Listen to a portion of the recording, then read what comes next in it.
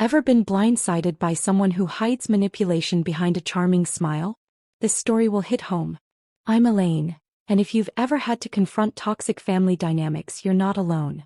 Welcome to the channel, where we uncover the stories people are afraid to tell. Subscribe, drop a like, and comment where you're watching from. Let's dive in. I'm Elaine, 32, a marketing manager married to Thomas for 5 incredible years.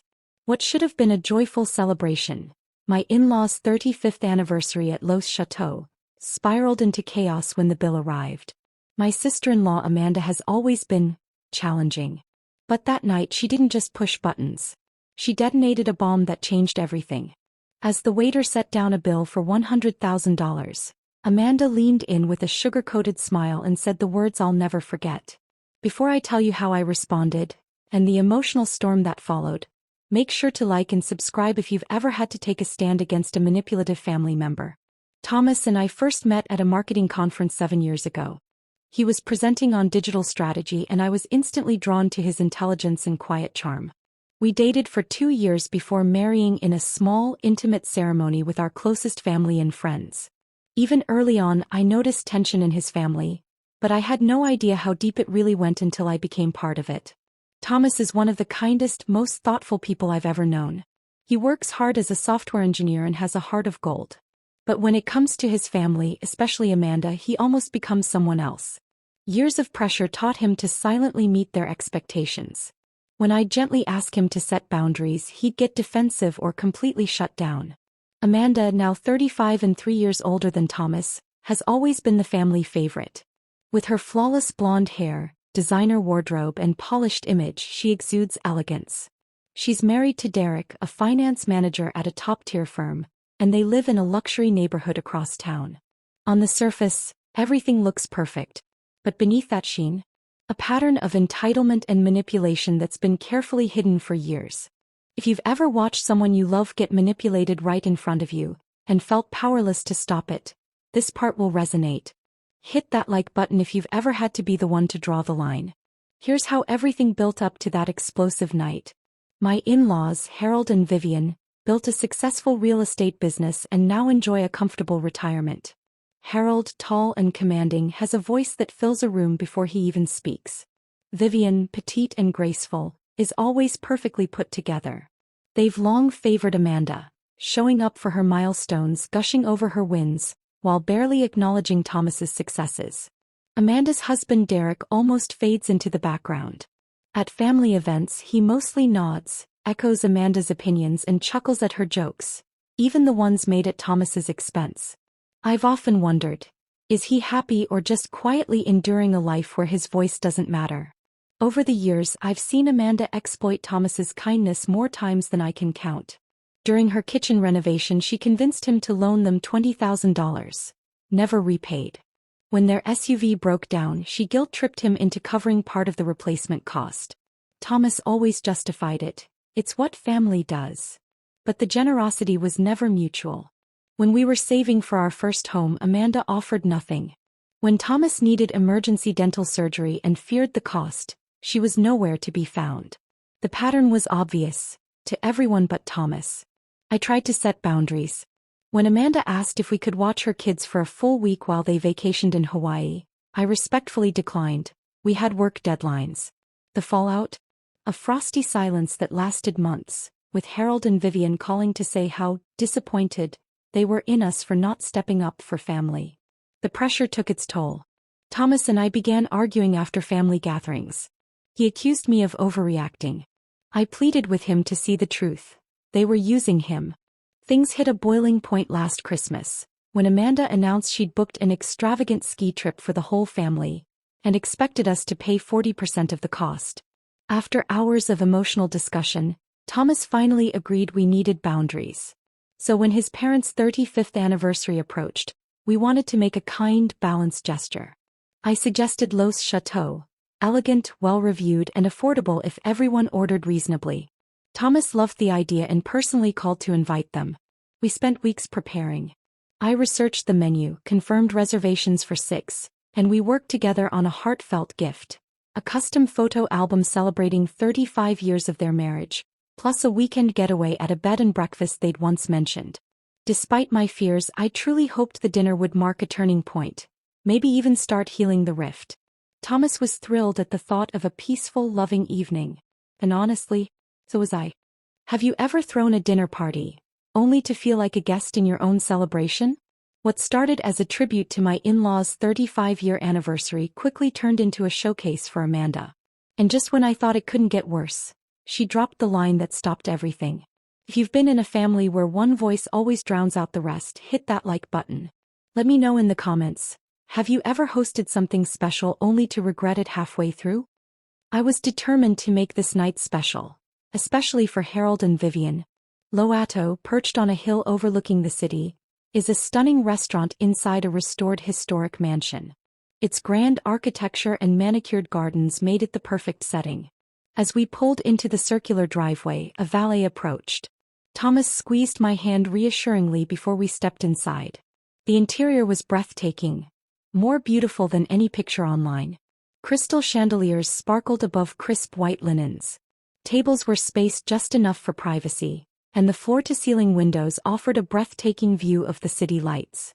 A hostess greeted us warmly and led us to our reserved table, a cozy corner spot with plush seating and a panoramic view. "This is lovely," I whispered. Thomas nodded, clearly relieved. Harold and Vivian arrived right on time, looking elegant as ever. Vivian wore a navy blue dress with pearls and Harold, a tailored suit with a matching pocket square. "Happy anniversary," Thomas and I said together, rising for hugs. "This place looks expensive," Harold muttered as he took his seat. "You didn't have to go all out." "We wanted to make it special," Thomas beamed. 35 years is a big milestone. Vivian gave a tight smile. "It's nice. Amanda recommended a different place, but this will do." That stung a little, but I held my smile. "The chef here has won awards. I think you'll really enjoy it." As the waiter described the specials, prime rib and Chilean sea bass, I noticed the menu had changed since last week. The seasonal update had raised prices.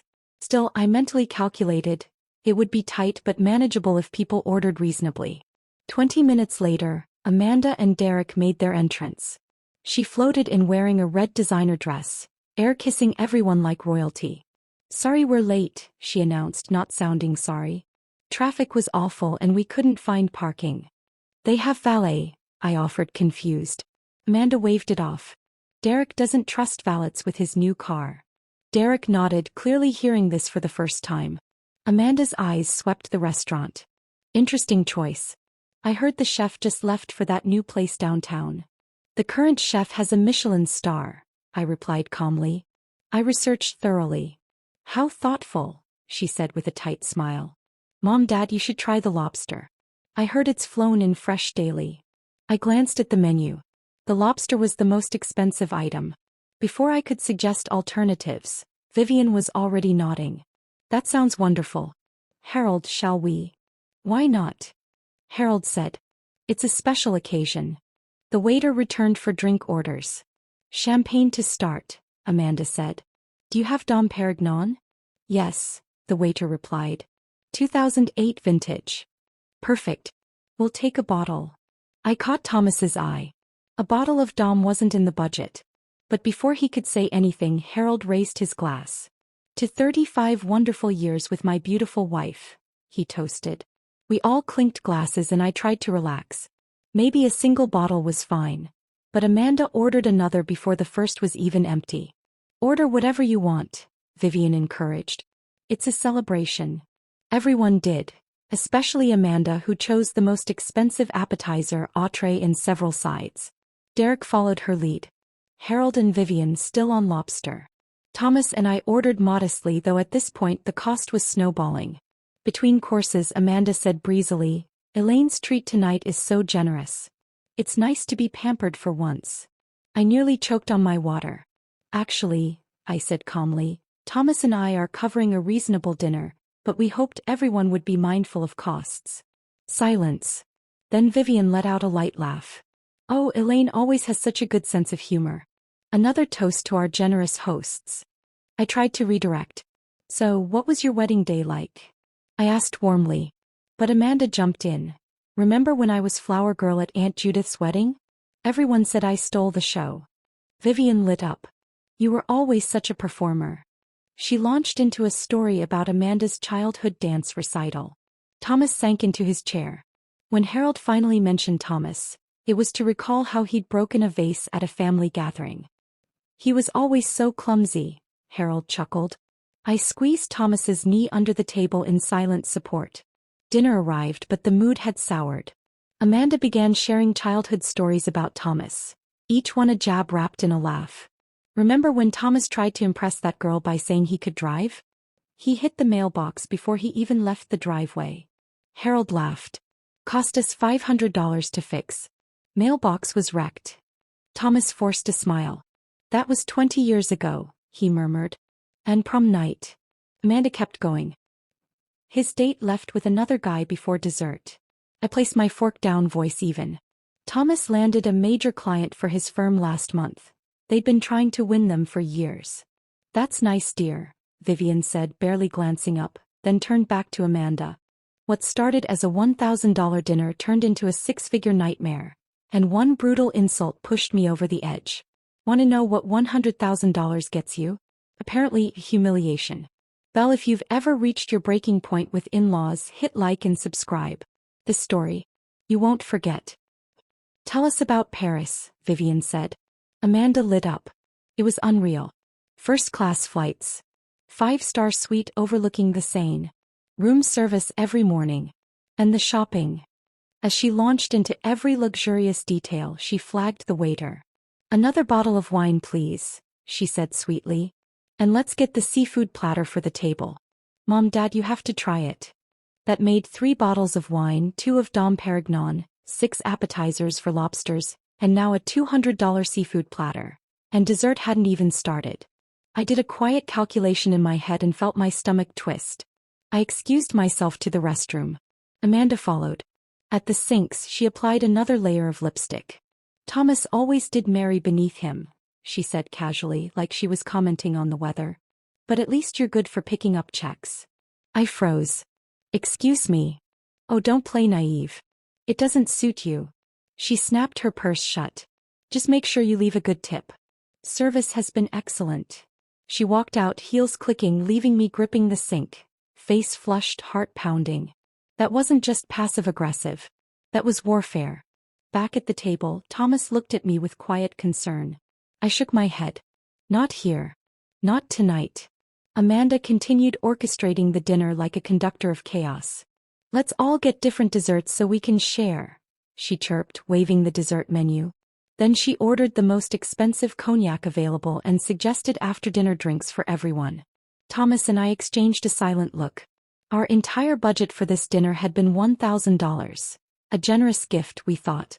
But this was a runaway train and we were chained to the tracks. And the worst part? We had been clear. When we invited everyone, we had spelled it out. We'd like to treat you to dinner for your anniversary, but please be mindful of the budget. Everyone had nodded. Harold had even said, just a simple dinner with family is all we need. But Amanda had turned it into a spectacle. A financial ambush. And from her smug glances, it wasn't an accident. It was strategy. Throughout dessert, my anxiety mounted with every clink of glassware. Thomas stayed silent, his discomfort growing by the minute. I stared down at my plate, the room buzzing with laughter that felt like static. All I could hear was the rapid math in my head. The bill would top $3,000. Money we'd been saving for a new water heater and roof repairs. But this wasn't about the money anymore. It was the humiliation. The entitlement. The cruelty. And I knew they knew what they were doing. I took a breath. Maintain composure. Pay the bill. Talk to Thomas later. I had no idea. The worst was yet to come. After 3 hours of dining, drinking, and watching Amanda turn the night into her own coronation, the waiter returned. I hope everything was to your satisfaction, he said politely. Would anyone care for coffee or tea? No, I said, my voice tight but calm. Just the check, please. He returned with a leather folder and placed it next to me discreetly. I reached for it. My hands trembled. I opened the folder, bracing myself for the $3,000 total. But the number on the bottom line read $100,000. I blinked. Surely a mistake. But the number didn't change. I scanned the itemized charges. Vintage wine I didn't recall. Rare caviar. Special off-menu items. A private dining room fee, which we hadn't requested. Thomas leaned over. Is everything okay? Before I could respond, Amanda gasped dramatically and clutched her chest. Oh, sister-in-law, she cooed. We left our wallet at home. And our cards too. Vivian and Harold burst into laughter, as if this was the punchline to a clever inside joke. Derek nodded. That's right. Everything's on the dresser at home. I stared at them stunned. The bill trembled in my hands. Thomas picked it up. $100,000, he whispered. This can't be right. The waiter returned. Is there a problem? Silence. Everyone looked at me. Amanda was smirking. Vivian looked expectant. Thomas looked embarrassed. Derek was just blank. And in that moment something inside me snapped. The years of polite smiles, family obligations being the bigger person, they dissolved. Yes, I said clear and firm. There is a problem. This bill is incorrect. And my husband and I will not be covering expenses we didn't authorize. Gasps. Forks paused midair. I stood. Amanda and Derek deliberately ordered the most expensive items, knowing they had no intention of paying. Harold, Vivian, we wanted to celebrate your anniversary. But we were clear about the budget. Amanda's smug expression cracked. Vivian placed her napkin down with a sharp flick. Elaine, she said icily. This is hardly the time or place for penny pinching. I didn't flinch. This was supposed to be a lovely dinner. Within our means. Not a $100,000 performance. Amanda's eyes blazed.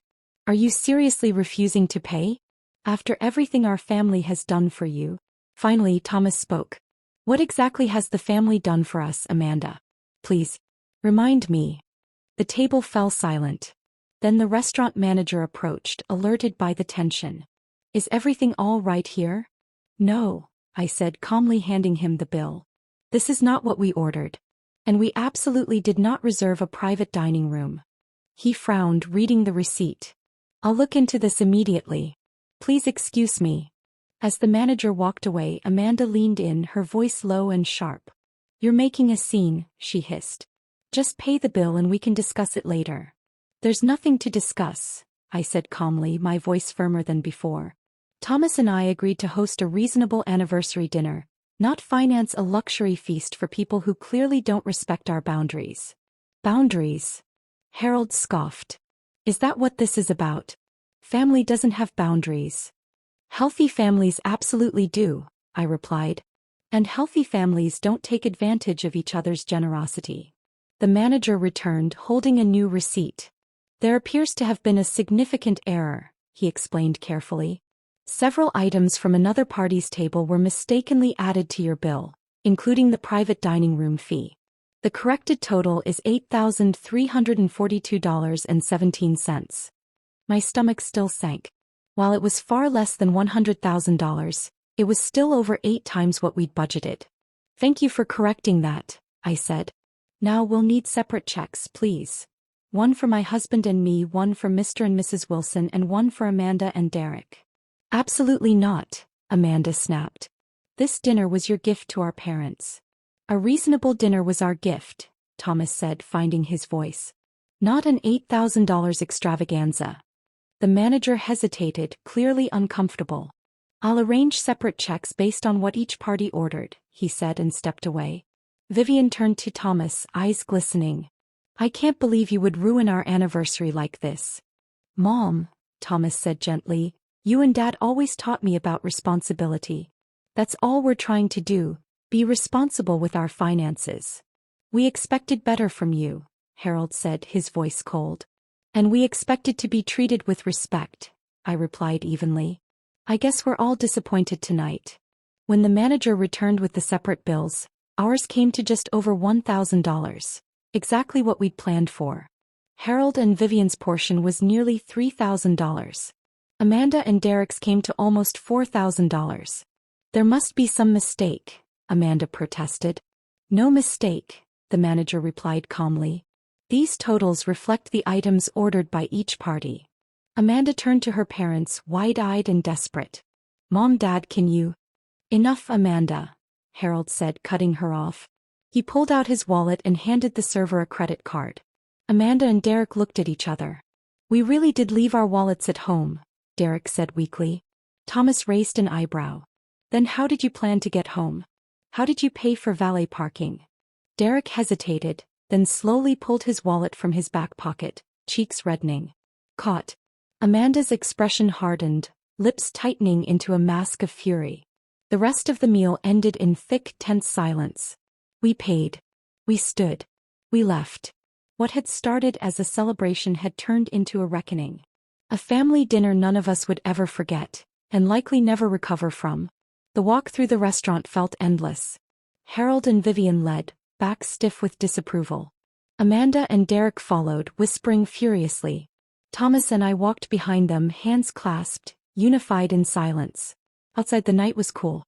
The atmosphere wasn't. As soon as we reached the parking lot, Amanda spun around. I can't believe you would humiliate us like that, she hissed. We humiliated you? I asked stunned. You tried to stick us with an $8,000 bill after lying about forgetting your wallet. It was a joke, Amanda insisted, though her expression betrayed her. We were going to pay. Eventually. Were you? Thomas asked quietly. Because that's not what it sounded like when you told Elaine in the bathroom to make sure she left a good tip. Amanda blinked, caught off guard. You're twisting my words. I never said that. Enough. Harold's voice thundered, echoing across the lot. This behavior is unacceptable. All of you. Vivian dabbed at her eyes. 35 years of marriage. And this is how our anniversary ends. Fighting in a parking lot. Mom, I'm sorry, Thomas began. But Amanda interrupted. They're the ones who should be sorry, turning everything into a drama over a few dollars. It wasn't about the money, I said, firm and clear. It was about respect. You ordered the most expensive items, knowing you had no intention of paying. You spent the evening talking over Thomas, ignoring his accomplishments, sharing stories meant to embarrass him. That's not teasing, it's cruelty disguised as tradition. Amanda rolled her eyes. Oh please. So sensitive. Thomas stepped forward. It's never just teasing with you, Amanda. It's always about making yourself look better by putting me down. And I let it happen. For years. Because I thought that's what being a good brother meant. His voice was calm, but stronger than I'd ever heard it when speaking to them. But I'm done. A stunned silence followed. Harold narrowed his eyes. Thomas, you need to calm down and think about what you're saying. This is your sister. Your family. I know who she is, Dad, Thomas replied. I've always known. I just never had the courage to say it out loud before. Vivian sobbed now, quietly, her tissue pressed to her lips. I can't believe this is happening. Our perfect anniversary ruined. It wasn't perfect, I said softly. It was orchestrated. Amanda never wanted a peaceful celebration. She wanted a show. Amanda's voice rose, shrill and shaking. How dare you? Mom, Dad, are you going to let her talk about me like this? But Harold just wrapped his arm around Vivian. We're going home, he said. This has gone far enough. As Harold and Vivian walked away, Amanda leaned across the table, her voice a sharp whisper. You're making a scene. Just pay the bill and we can discuss it later. There's nothing to discuss, I said calmly. Thomas and I agreed to host a reasonable anniversary dinner, not finance a luxury feast for people who clearly don't respect our boundaries. Boundaries? Harold scoffed from across the room. Is that what this is about? Family doesn't have boundaries. Healthy families do, I replied. And they don't take advantage of each other's generosity. The manager returned with a furrowed brow. There seems to have been a significant error, he said. Some items from another party, including their private dining fee, were mistakenly added to your bill. The corrected total is $8,342.17. Still more than 8 times what we had budgeted. Thank you for fixing that, I said. Now we'll need separate checks. One for us, one for Mr. and Mrs. Wilson, and one for Amanda and Derek. Amanda's eyes widened. Absolutely not. This dinner was your gift to our parents. A reasonable dinner was our gift, Thomas said firmly. Not an $8,000 extravaganza. Mom, Thomas said gently, you and Dad always taught me to be responsible. That's what I'm doing. We expected better, Harold said sternly. And we expected respect, I replied. I guess we're all disappointed tonight. When the manager returned, our bill was just over $1,000, what we had planned for. Harold and Vivian's was nearly $3,000. Amanda and Derek's was close to $4,000. There must be a mistake, Amanda protested. No mistake, the manager said. Each bill reflects what was ordered. Amanda looked to her parents, panicked. Mom, Dad, can you? Enough, Harold said, pulling out his wallet. We'll cover ours. Derek cleared his throat. We really did leave our wallets at home. Then how did you plan to get home? Thomas asked. How did you pay for valet? Caught, Derek fumbled and pulled his wallet from his back pocket. Amanda's expression hardened. No one spoke as we paid. The short walk to the exit felt like miles. Outside, the night air was cool, but tension still hung between us. I can't believe you'd humiliate us like that, Amanda hissed. We humiliated you? I echoed. You lied about forgetting your wallet and tried to dump an $8,000 bill on us. It was a joke, she snapped. We were going to pay, eventually. Were you? Thomas asked quietly. Because that's not what you said when you told Elaine in the bathroom to make sure we left a good tip. Amanda flinched. You're twisting my words. Enough, Harold's voice boomed. This behavior is unacceptable. All of you. Vivian dabbed her eyes. 35 years of marriage and it ends like this. Fighting in a parking lot. Mom, I'm sorry, Thomas began. No, they should be sorry, Amanda cut in. Making a scene over money on your anniversary. How petty can you be? It wasn't about money, I said. It was about respect. You deliberately ordered the most expensive items knowing you wouldn't pay. You excluded Thomas all night and mocked him. Oh, so sensitive, Amanda said, rolling her eyes. It was just teasing. It's never just teasing with you, Thomas said, his voice strong. It's always at my expense and I've tolerated it because I thought that's what being a good brother meant. But I'm done. A stunned silence followed. Thomas, calm down, Harold said. This is your sister. Your family. I know exactly who she is. Always have. I just never had the courage to say it. Vivian broke into tears. This anniversary was never perfect, I said softly. It was orchestrated by Amanda to control the outcome. Amanda rounded on her parents. Are you really going to let her talk about me like that? Harold wrapped an arm around Vivian. We're going home. This has gone far enough. As they walked away, Amanda muttered loudly, I told you she was changing him. He was never like this before her. Thomas and I stood in silence until they were gone. Then he exhaled, his shoulders sagging. I can't believe I just did that. I'm proud of you, I said, squeezing his hand. The car ride home was quiet. Only when we sat on the couch did the weight of the night settle. They're going to be so angry, Thomas whispered. I've never stood up to them like that. They've never pushed you this far before, I said. What Amanda did wasn't a joke. It was calculated. He nodded. I think I always knew that. But confronting it? That's new. They've always favored her, he said after a long pause. I thought it was because she needed more attention. Now I see, it's because it's easier than holding her accountable. My phone buzzed. Texts from Amanda, one after another, accusations and insults. She's not going to let this go, I said. No. And my parents will take her side like always. His phone rang. Harold. Thomas stared at it before answering on speaker. Your mother's been crying since we got home, Harold said sharply. You embarrassed us in front of everyone. Dad, Amanda tried to stick us with an $8,000 bill after lying about her wallet. It was a misunderstanding. And even if it wasn't, family looks out for each other. You should have handled it privately. Like Amanda, who told Elaine in the bathroom that she married beneath her? Silence. Then, Amanda says she never said that. Of course she does. We're asking for an apology so we can move forward. Not this time, Thomas said. We need space. And he hung up. I've never done that before, he said, voice breaking. I held him. It's going to be okay. Maybe not right away, but eventually. Over the next few days, Amanda's messages kept coming. Vivian sent guilt-laced texts. Harold's voicemails grew angrier. We sent one final message. We're taking some space. We'll reach out when we're ready. The response was predictable: rage, guilt, manipulation, but we held firm. The first week was the hardest. Thomas jumped at every notification. He started therapy. "I need to understand why I let them treat me like this," he said. "And why it was so hard to say no." I supported him completely. Amanda tried to control the narrative. She told extended family we left her parents with the full bill.